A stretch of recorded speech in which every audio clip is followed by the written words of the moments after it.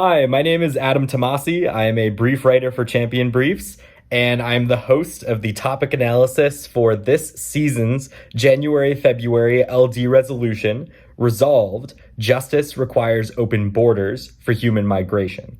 We will be breaking down the foundations of what this topic means and also exploring some key AF and neg arguments and how to think about those arguments depending on what side you're debating, and ultimately how to be the most prepared for this topic, which you can accomplish as well by subscribing to the Champion Briefs, which have an amazing set of cards for both sides on the open borders topic for a plethora of really exciting positions, some of which we're going to be discussing in this topic analysis today.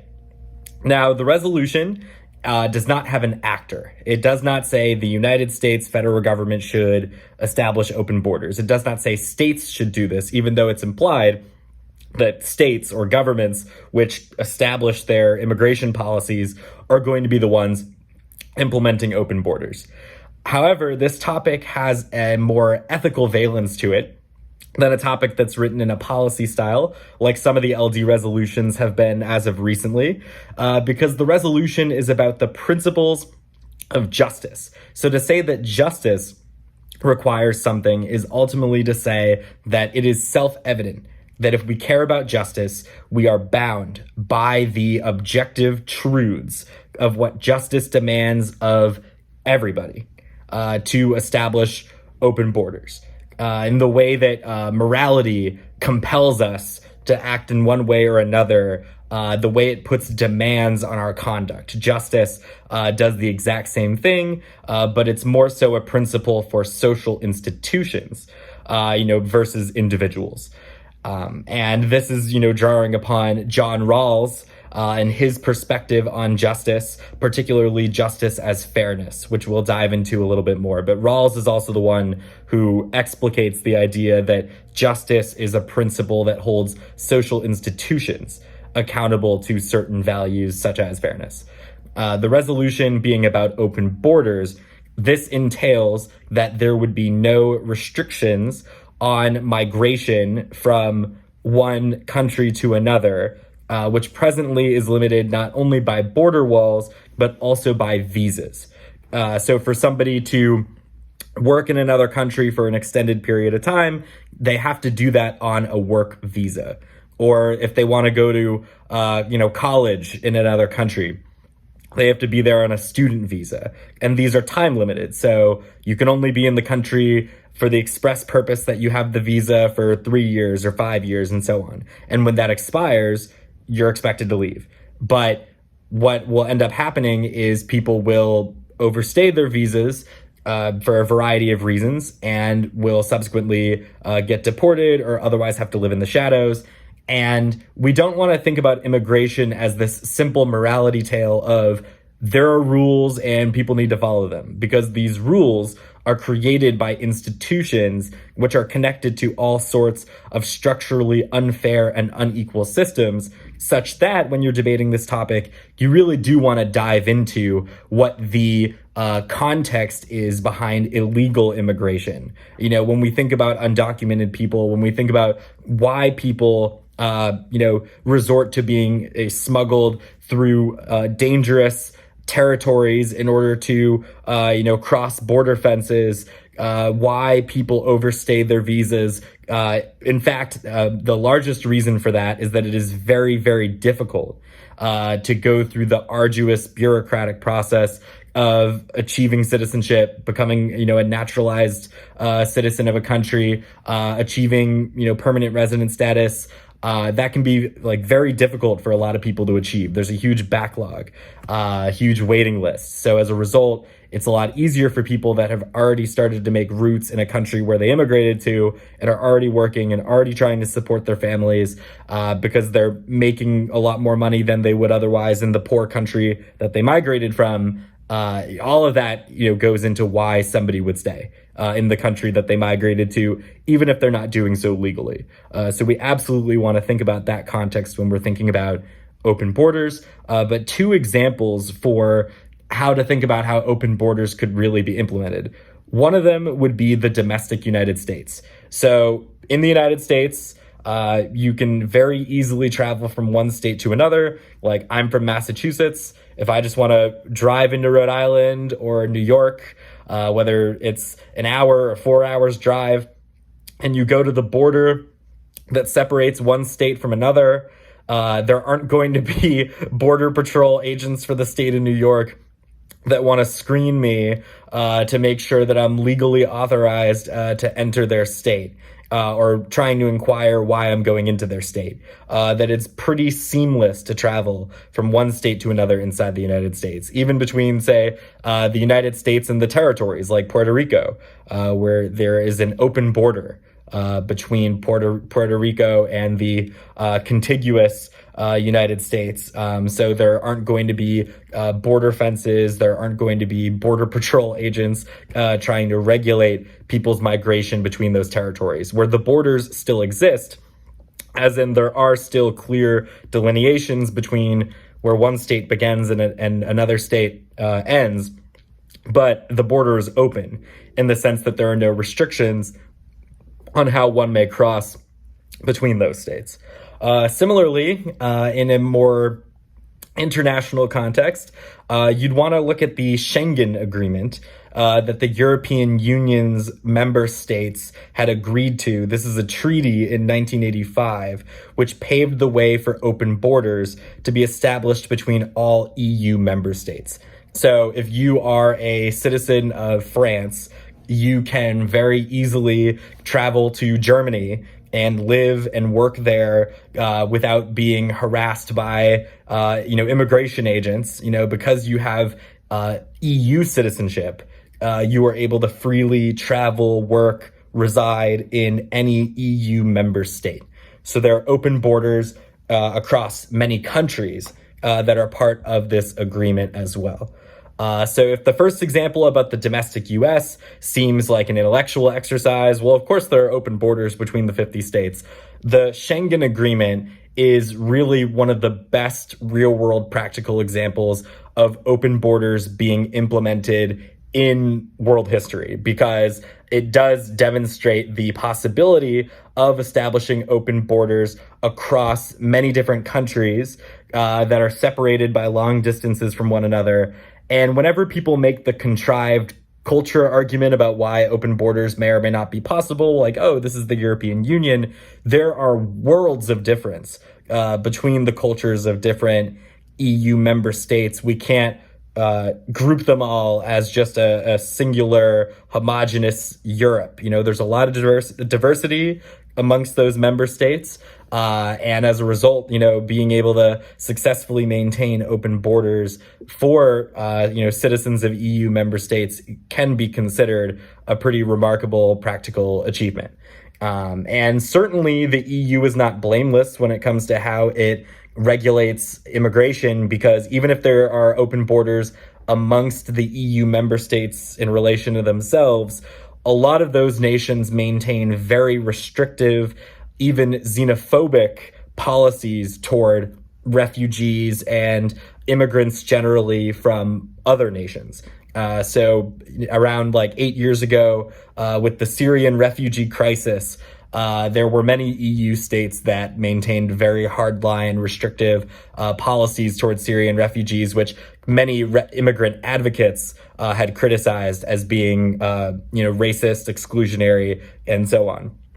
So we definitely want to think about that as well, that the EU is one example of an affirmative precedent, but there are still more open borders to be had in terms of what the EU does not do, and ultimately why we have this resolution. You can even think about the United States with that. So we've had, immigration be a significant political issue for many decades. Trump's border wall being a striking symbol of the most restrictionist policy on immigration, but you can certainly go back decades earlier, between both the Republican and Democratic parties to find the precedent for very hardline restrictions on immigration, which constitute closed borders, not necessarily a fully closed border, especially when we're thinking about goods traveling across borders like the US-Mexico border, but a controlled border when it comes to people. And That also segues well into another point, which is that because the resolution is about human migration, it's not necessarily referring to open borders when it comes to goods and services. And might just be a distinction without a difference when it comes to the core topic issues, but that is something you want to emphasize. The resolution is just about human migration. It's not about globalization in general. So one of the really important AF philosophies that you'll want to think about when you are working on your frameworks, your value and value criterion, is John Rawls's theory of justice as fairness, which is connected to what John Rawls calls the original position. And I'm going to explain that in a second. So John Rawls is imagining that people come together kind of to create a social contract, to establish the basic rules for just social institutions. And Rawls imagines that those people know nothing about their social status, about, how much wealth they have, about their race, about their gender, about their class, about their ability, about, any contextual information about their place in society. And imagines that those people have to find a way to come up with the rules that would be fair to all parties involved. And Rawls imagines that if people had to make these decisions without any of that knowledge about their social station, that they would agree, on the idea that, okay, if we create a really unequal society where the top 1% have more than 50% of the wealth collectively, the huge income and wealth gap between the 1% and the 99%. And in creating such a society, I don't know where I'm going to end up, and I don't know anything about where I am at present. It would be pretty difficult to justify such an unequal society to myself and others because the chances of ending up in that top 1% are going to be very slim. So essentially, if nobody knows where they are at presently, and everyone is trying to make a decision about where people are going to end up, you're going to want to choose within the original position a situation where everybody has equal basic liberties and is able to live a dignified life economically, and that we live in a fair and functioning democracy, because that way, regardless of where you end up in this hypothetical future system, you will have your basic needs provided for and your human rights, essential freedoms, and so on. Because the participants in this original position under what Rawls calls a veil of ignorance, again, so this means not knowing where you are in society, would not want to take a gamble that if they agree to an unequal society, that maybe they'll end up being the ones who are at the top, because the chances of that are so slim. So they would rather spread out their risk and minimize their risk by agreeing to a system where, regardless of where you end up, you have certain basic liberties and needs provided to you, for everybody. And you could also, based upon this Rawlsian point of view, it's a very egalitarian standard of justice, right? Emphasizes equality of opportunity, emphasizes human rights.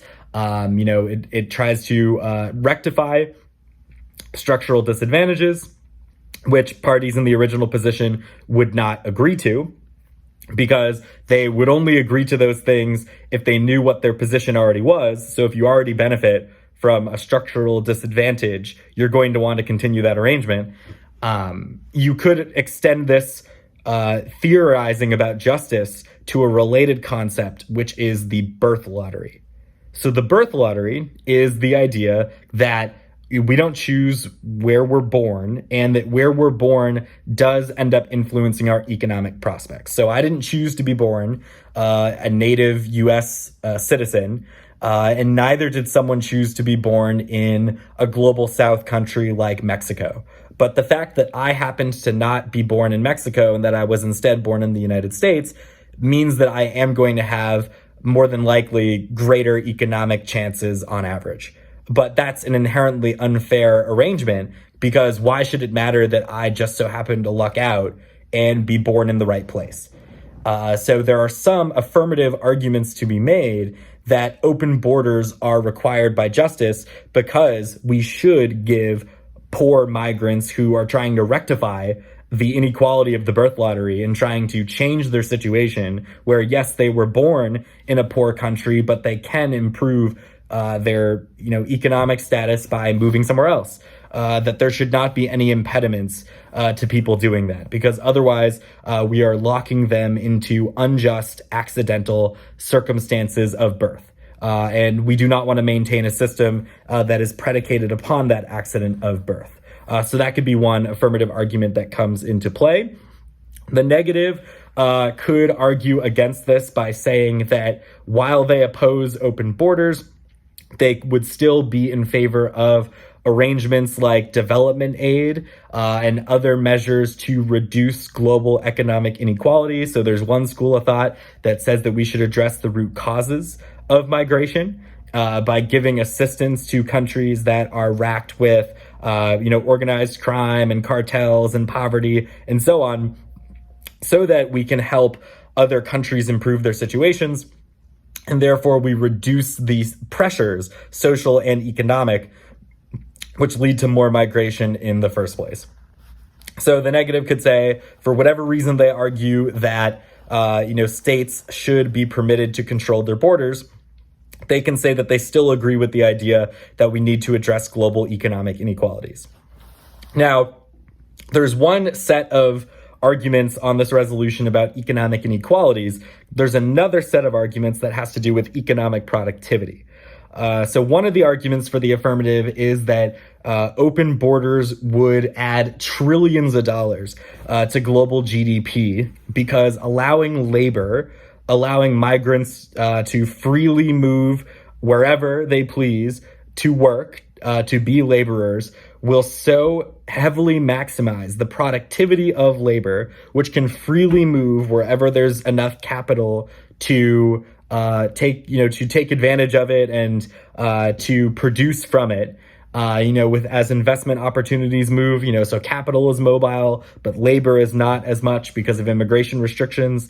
If we remove all those restrictions, then we are accelerating this free market process, and therefore there will be trillions of dollars added to global GDP, which the affirmative would argue would improve global well-being or stop a large extinction scenario predicated upon global economic decline.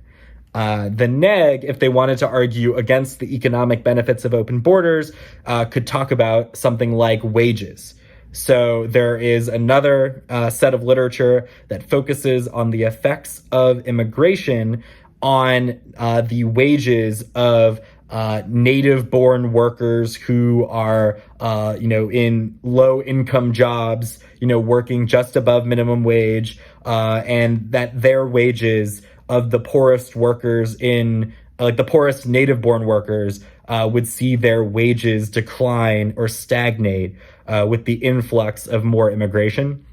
This argument is hotly contested on both sides of the topic, but it is one of the main avenues that the neg has to make an economic argument against open borders, that they could say that it is not in the interest of societies that are trying to maintain, livable wages, to have no restrictions, because then it's going to keep wages far too low, that's going to harm the least well-off workers in the receiving societies. The affirmative can argue that as productivity increases so substantially with labor mobility increasing with open borders, that this may improve the overall living standards of those poorest workers anyway. So this is a really interesting debate, one that both the affirmative and the negative should be able to find lots of cards about. If it seems at all like this topic analysis, especially with the econ arguments, is more AF-leaning, what I will say is that the best approach that you can take on any topic, even if the topic is, as I think this one is, more AF-leaning, that more AF-friendly, that so long as you can find really solid cards for whatever side you're on, that, you will be in a good place. So if you find really solid evidence that establishes that higher immigration leads to reduced wages. Even if in this topic analysis, I am to suggest that, this is a very contestable argument, that if you have high quality evidence, you'll win plenty of neg debates on this argument, because debate is relative. It has to do with who happens to do the better research and who can effectively present it. So you could win a lot of neg debates on the wages argument, so long as you do more homework on that argument, and are preparing your second and third line argumentation to deal with affirmative comebacks. Now, thinking more philosophically on the negative, not just about the economy, I recommend that negative debaters look at the book Spheres of Justice, which philosopher Michael Walzer wrote in 1983. And in one chapter of Spheres of Justice, Walzer argues that states have the right to control immigration when they are limiting membership in a national community. So, citizenship, for instance, but you could even extend this to who gets to be a legal permanent resident. Because Walzer believes that there is something significant from the perspective of justice in the associations that we have with others. The fact that we belong to different national communities, who we have strong bonds with, that are forged simply by virtue of being born into that community, that those relations are something that is inherently valuable and should not be denied when we're thinking about the most important aspects of human identity and what makes a community that which it is. And Walzer considers an analogy of the private club that can decide whether to admit more members or not and who it admits and so on. The private club analogy can be a little dangerous because it ends up justifying things like the Augusta National Golf Club not admitting women as members until 20 years ago, or in the Jim Crow South, like a restaurant deciding that it doesn't want to seat black people. Do they get to operate like a private club to decide with no restrictions at all who the members will be? So this idea of an unlimited right to decide membership, such that like a club, you can just choose to kick out or admit whoever you want. Even Walzer disagrees with this. He establishes 3 limitations on how countries can decide membership in their community by regulating immigration and regulating their borders. Walzer says that states should not deport non-citizens, that they must assist poor migrants and refugees with resources or membership. So if they can't provide the resources like wealth or territory, then they should provide membership. And guest workers should be admitted into the community for Walzer. And the caveats that Walzer establishes here are indicative of what I would recommend as being the best negative strategy, which is to first make the argument that state sovereignty, membership in a national community, relational bonds do justify or permit some controls on immigration and some controlled borders.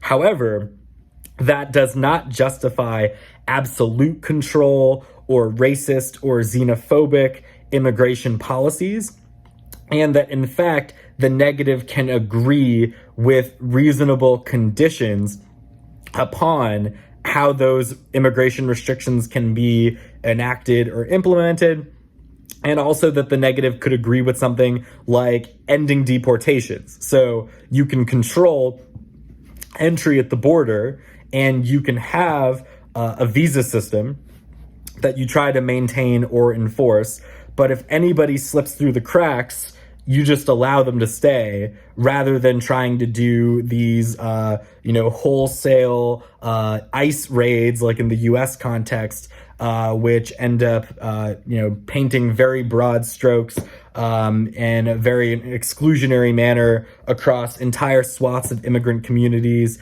and result in major stigmatization and fear and coercion. So you can say that you don't subscribe to that, but you do subscribe to allowing states to have some flexibility with controlling their borders.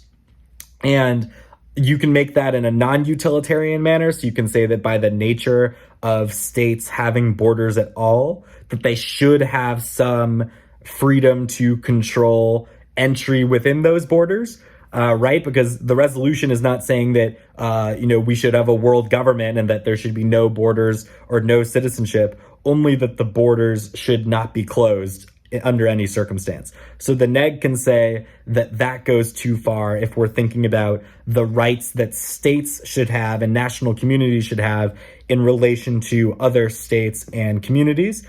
I also think there are some decent utilitarian arguments that the neg can make. If the negative wants to make an argument about smuggling or human trafficking or terrorism, they could certainly do that in a way that does not paint all immigrants as being terrorists. You can say that open borders would facilitate a scenario where smugglers would have a greater ability to move back and forth without being caught, and that many people would still use smugglers in order to migrate because they would not be able to afford to migrate. So that's another really important thing. People have to save a lot of money, or they have to get loans from family members or trusted friends or local businesses in order to be able to migrate in many cases, if they don't already possess some independent means.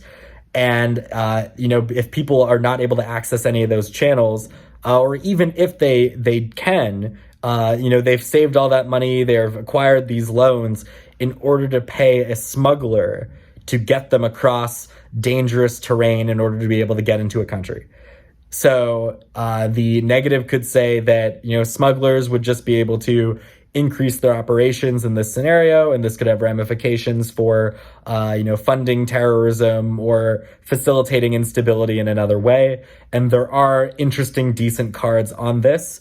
My advice would be, as the negative, if you are to make this argument again, please refrain from making any arguments which attempt to paint all migrants themselves as being harbingers of instability or violence, in the line of the Muslim ban proposed by Donald Trump, which essentially made it appear that all people from countries like Iraq or Syria are participating in a terrorist conspiracy. As the negative, you do not want to make any arguments of that sort. Now, when you are negative, you also have the option of critiques. So critiques, are strategic on an affirmative bias topic because they allow the negative to go farther left than the affirmative, in the sense of saying that the affirmative does not go far enough in establishing its goals of social justice, human dignity, equality, and so on. And I'll talk about two critiques which would be worth considering for the negative.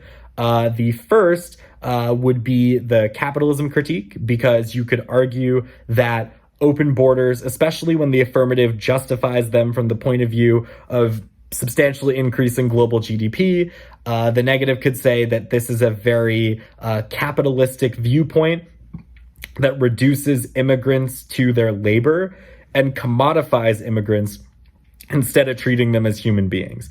So if we only care about open borders because it means that, immigrant labor can be more efficiently exploited in rich countries, then that's not a principle that we should accept. And that's not a legitimate rationale for open borders, as the negative could argue. So the negative could critique the very capitalistic mindset by which the affirmative goes about arguing for open borders. And this can be a strategic critique because it gives you another way of dealing with the econ AC that isn't about, how immigrants would affect wages. There are also Marxist critiques of open borders that have to do with the way that immigrant workers would get pitted against native born workers buy capital. And those arguments would tend to justify more immigration restrictions, but those arguments are not as sound as the one that has to do with the affirmative's capitalist rationale if they do focus on global GDP. Now, if the affirmative does not focus on global GDP, another option that you have as the negative reading a critique is to argue for a no borders approach as opposed to open borders. So there is a whole borders critique, which has been more of a meme on earlier topics, where if you say the United States, that you are reifying borders, for example. But the negative could say that the affirmative being committed to open borders still props up the logic of state sovereignty, because it says that sovereign states still exist and should exist. It's just that their borders should be completely open.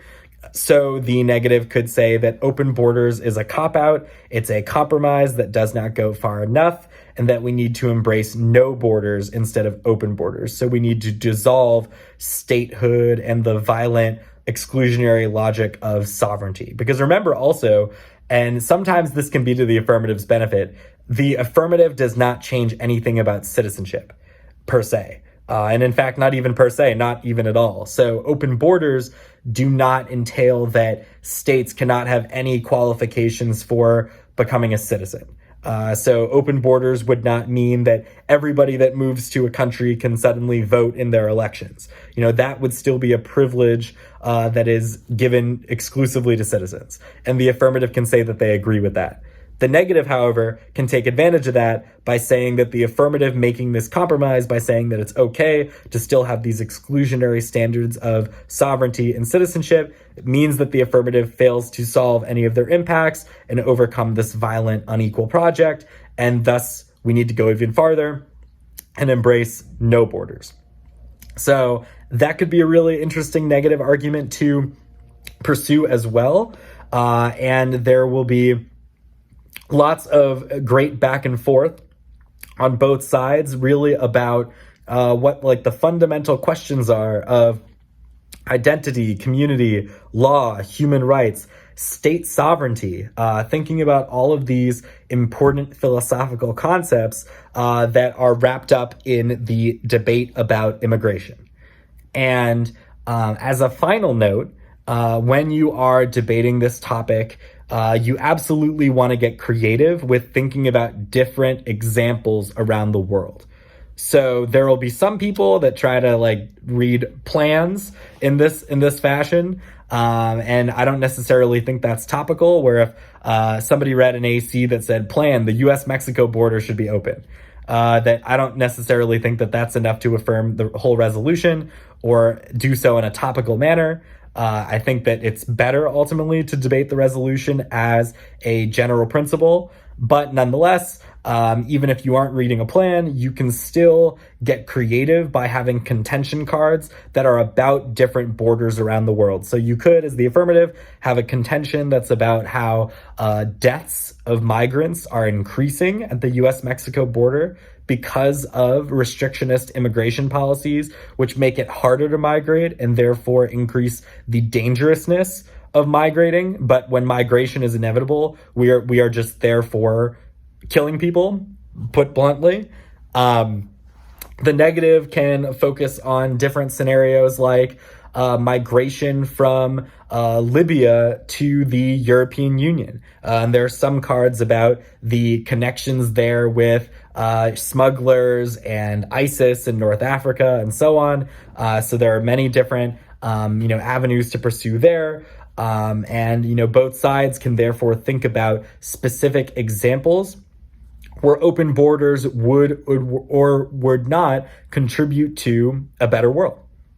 And that's something that you can do even if you're not reading a plan, especially as the negative, because as the negative, you can read a disadvantage about any old specific scenario, because ultimately, you are still negating the resolution by carving out that exception, and the affirmative is still implementing the resolution in that instance.